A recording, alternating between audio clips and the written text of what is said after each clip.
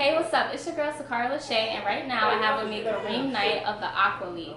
What's up? Thank you for coming. So I want to talk a little bit about the Aqua League, right? How did the Aqua League form? Okay, so Iron Horse is the music label that a partner of mine, his name is Doug Simpson. We met in college, and we pretty much started the label because we were, prior to the Aqua League, which I'll get into, I was actually part of a group running around in the city called UFON, and we were doing our own releases or whatever. So he's like, all right, well, how do we put this out? We just can't say, hey, here's new material by this group. So Iron Horse was the vanity label that we set up so that we would have a place to release everything. So that starts that. The Aqua League was rebranded from production that me and Doug were doing, again, just working on stuff. And it was like, hey, we need a name so we can start doing other stuff. So we came up with Aqua League, we rebranded that a couple times. So it was me and Doug, who's not here, he's actually in Florida now. And we have two other satellite producers. One name is Andre Gill, he's based in LA, and the other one is Colin, who is based in Atlanta. Okay, nice. And you said it like starting, Iron Horse would be so easy. You were just like, I went out and I started it. Yeah. So how did you know how to start that? Was it like school or something, or people you knew, mentors? No, the label thing was just, it was around the time like when Rocky, or not that I'm dating myself, but it was like early 90s, so it was like Raucous or whatever. It was Raucous, Def Jug, so a lot of these indie labels were going around pretty much in the village area that were just doing their own thing. You kind of was like, look, I could get a deal or I could do it myself. So this is like pre-internet stage or whatever, and it just seemed easier to do it that way. No ceilings or anything, no rules or whatever. You could kind of just do it the way you want to. So. Right. So that time versus today, because that's something that's going on now. A lot of people want to be independent, especially because joining a label, it's hard for you to have your own unique sound because everyone wants to put you in a box. Right. So that time versus today, what do you think was easier, doing it back then or doing it now? Definitely now. Definitely now. You have this thing called the internet. That, well, first off, it's not as expensive. I mean, to press up vinyl back then was about $1,000, $1,200 just to get 100 copies. So that, going to the studio, you had to pay. Most rates are kind of the same now. There was a sign rate, which was like anywhere from like $100 to $200 an hour, or 40 or whatever. If you were on time, it was 40. Now, almost everybody has a studio. All you need is a computer, technically. And so that aspect is kind of the same. But when you were going out back in the internet, now the internet kind of leveled it off with regard to cost. It's just a matter of the marketing now, reaching the fan base. I would say is you could reach more people with the internet now, but you really have to pay attention. You really have to strategize, for lack of a better term, to get to the market you need to get to. Right, and I think one thing that's going on nowadays is like you have to know how to do more than one thing. So exactly. The artists have to, produce sometimes, they have to songwrite, and you do all of this. So how did that come about? When did you first learn that, you were great at songwriting and you can actually do this? It was basically out of need, to be honest with you. Well, me and Doug went to school we're graphic artists as well. So we do all our visual stuff, sans videos, but for the most part, any print material, web, graphic work, we've done that on our own. And it was pretty much reliability. People are not reliable. So it's like, all right, somebody says I'm gonna do something, they either want a fee for it, which we didn't mind paying for, or they just, they figure it was a favor or what have you. They will figure whatever you're asking me for is on my time, so I'll get to it or they just want to reliable. So it's like, pretty much. And really, literally, that's kind of how everything started. just kept going because we've been so used to doing it ourselves. It's like, all right, man, just keep going. Yeah, right? Might as well. I mean, I hear a lot of stories sometimes when people make beats for others or they write songs for them. Right. They don't necessarily get to meet them or see them because everything's through email, like you said, the internet or the managers. So does it happen to you? How often do you actually get to meet the people that you're producing stuff for? Not very often. I think that's kind of the way of the world right now. It's the gift and the curse with technology. We work with somebody in South Africa. I never met the guy before. Right. But whatever he sent was dope. We met, actually, there's a guy prior to the social media stuff. It was just an email, whatever, like MySpace, things like that. He was in Virginia, sent us some stuff, and now we found him on social media, and we talk that way. But pretty much, we just send stuff up. Kind of the same thing with the licensing stuff as well. So I also want to know, so you've worked with tons of people, cable networks, motion pictures, anything you can think of, you name it, right? So who are some of the artists, let's just talk about the artists first, that you wish you could have met but you actually did work for? Well, most of them are indie, so they were in the studio, so that was pretty cool. That's just me though. So Andre is like our super, we call him Yoda on the inside, because he does music direction for Alicia Keys. So that would be an artist that we would love to work with. Who else? He's worked with Chris Brown. Again, these are people's kind of one degree of separation that we haven't physically, I haven't physically touched or whatever, but Andre's worked with, I think, Will I Am as well. So he's worked with a lot of people. And, but as a unit, we'll all kind of pitch in or whatever. He actually helped us on our last instrumental project. It's like, all right, cool, I'll come in and play whatever when he was in town. So, Great. Yeah, that's incredible. And then also with the movies, like let's say Fast Five, for example, right? What exactly did you guys do for that? Was it also the producing, the beats, and the songwriting, everything? Exactly. Incredible. What was that like? I mean, because fast. Literally, no pun intended. Pun intended. It was fast.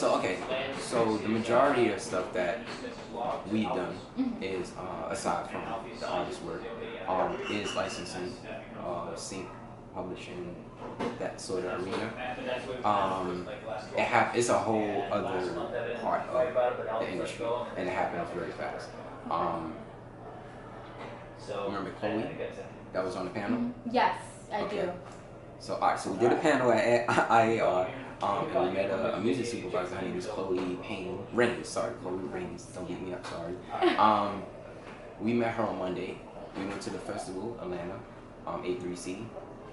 I emailed her. We left on Thursday. All right, let me go back. We met her on Monday. I sent her an email like Tuesday, Wednesday, around that time. We left to Atlanta. By the time we got to Atlanta, she was like, I have a project that I'm working on. I'll let you know what's up. By Friday, she let us know about the project.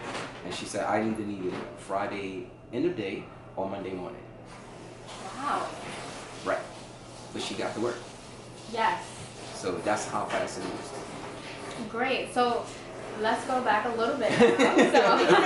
So you mentioned two great points that I really wanted to target. So let's go all the way back to the panel that you were a part of. Do you participate in panels often, and why? Not as much as I would like to, but we have done a few of them. I would say we do like once a month. It's kind of arranged whenever we usually do them when the festivals are on, and we get invited to speak. So that's when festival time, basically, which is pretty much end of summer, roughly to spring. Okay.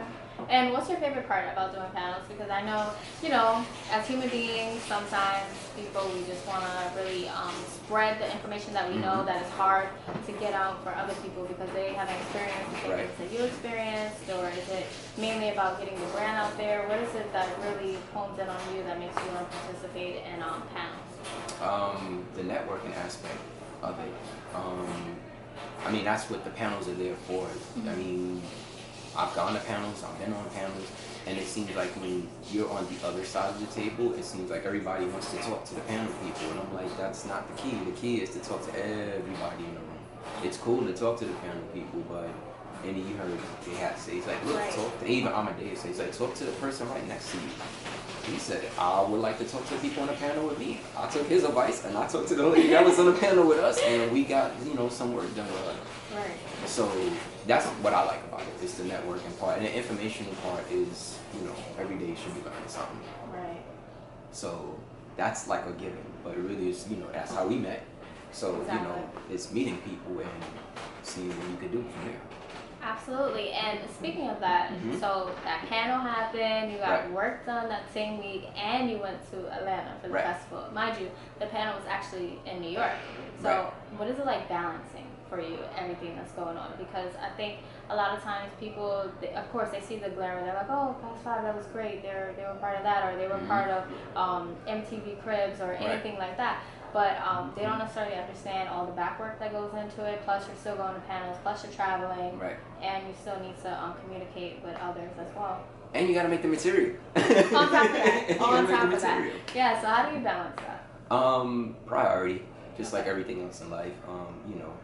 You gotta prioritize, and when something got to get done, you're like, all right, cool. I'll stop doing that. We'll work on this and take it from there. Right. Okay. And then how was the festival? I mean, it looked amazing from everything that I saw. Okay. Wow.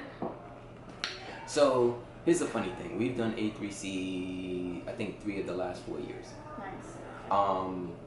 For some odd reason, we've only gone to the performance part maybe the first 2 years. Wow. Okay. The last 2 to 3 times we've gone, we haven't really gone to too many. The second year is kind of like a tape off. But anyway, we pretty much go to workshops and panels when we're down there to network, to meet people. I mean, that's pretty much what the festivals are for, unless you're an artist, where you want to go and get in front of everybody. But if you're on the other side, you want to meet as many people as you can. There's all kind of people down there. There's PR people, there's artists down there if you're a producer, songwriter. There's other producers, songwriters down there. There's media people, management. There's CSAC, the guy from CSAC. I think he is one of the directors. He comes out a lot. So you're meeting all of these people. So yeah, it was pretty cool. That was the only thing I would regret, that we didn't really get to see any. Yeah, because it was a lot of people that I really wanted to see. Okay. But we had some work to do, so I was like, look, priority. We did the work, and then it was like, all right, cool. Get to hang out in Atlanta for a couple days. Right, and considering you guys work with so many awesome people, who were the people you really went to see that you were upset that you didn't get to see? I know Rick Ross was doing something. I've never seen him live, so I wanted to see him live. And then I think it was the 96. I forgot what it was. Something like Live 96 or something like that. Anyway, It was Redman, Method Man, EPMD, Keith Murray. Nice, very nice. Who else was down there? I think 2 Chainz was doing something. Oh man, somebody else. There was like a Bun B tribute that we missed.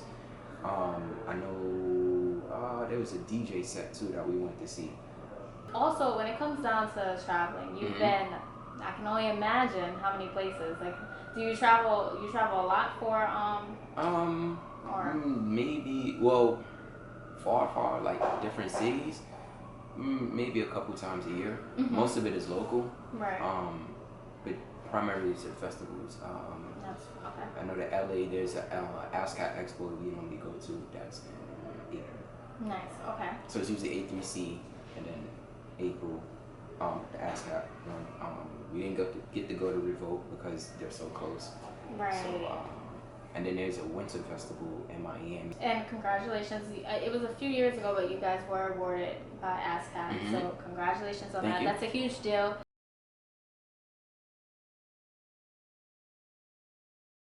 You know, if you're not familiar with ASCAP, it's key. It's very important that you're familiar with. Yeah, ASCAP is your friend. Yes. Well, ASCAP, CSAC, BMI, those are the performance right organizations. So if you are licensing or you're a publisher, you're a songwriter, one of them, register yourself, and those are your friend. Right. And would you say that's like the first step for those who want to go into this field? You think they should register first, or? I wouldn't necessarily say in the. What do you mean by field? In the licensing realm, or yeah, just like licensing or even the songwriting, because for those who missed the panel, we did discuss this a little bit, Exactly. but I figured I'd be, you know, try to get a little information on Right. that for everybody. Okay. Well, all right. So, registering with a pro, I would say if you were going to release any music, whether you are a performing artist, or if you are a producer, or if you are just writing songs at home, I would say register everything, because on a retail side, like iTunes, Amazon, Spotify, what have you, if you release material and it gets to iTunes, which is fairly easy to do, they track that. So you earn money on that. The next thing is, if you get into a licensing situation, that is clearly how they collect on for you. So it's not just limited to licensing or sync fees or anything like that. It is actually the life of your work, and they collect for it. Because if somebody in, Romania or something like that is buying your material, or if it shows in a commercial out there, you want to collect on it. Right, okay, yes. That's really good advice. I don't do any of that. I would do that if I did. Yeah. So I would suggest that to anybody that is releasing music. Another thing too is like the licensing people, they don't wait for you to write the song. Sometimes they do. Most of the time you need to already have the song done. So if you are in the habit of releasing music, or you have a catalog of music, and it's already registered, you're good to go. Awesome. And then I have to ask you, have you ever, let's say you were at home and you watch TV and you see your work, so what are some of the shows that you've done, or where you can recall when you've seen it and you're just like, oh my gosh, it's... Well, you mentioned the movies, so there's the Fast 5, Fast 6, Despicable Me 2. We did something on HBO when they were doing Straight Outta Compton. They were doing segments for I think it was like First Look, I think was the name of the show. There was a segment there that had some music in it. CBS Blue Buds had something in it.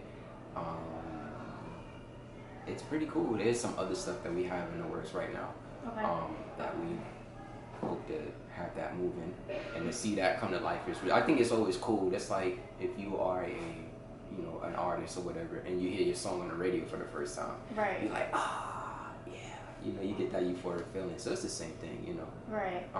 I just know when I see it, I'm like, okay, hey, cool, that should be coming in a couple of weeks. Oh, yes, that's even better. Yeah, so it's Exactly. a different type of feeling for you more so. Yeah, every time you see your work or hear it, it's like, all right, cool, that's generating income somewhere, so that's pretty cool.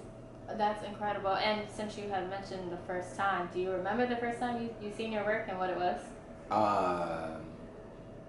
Yeah, it was on MTV. It was MTV. Man, what was it? It wasn't Sweet 16.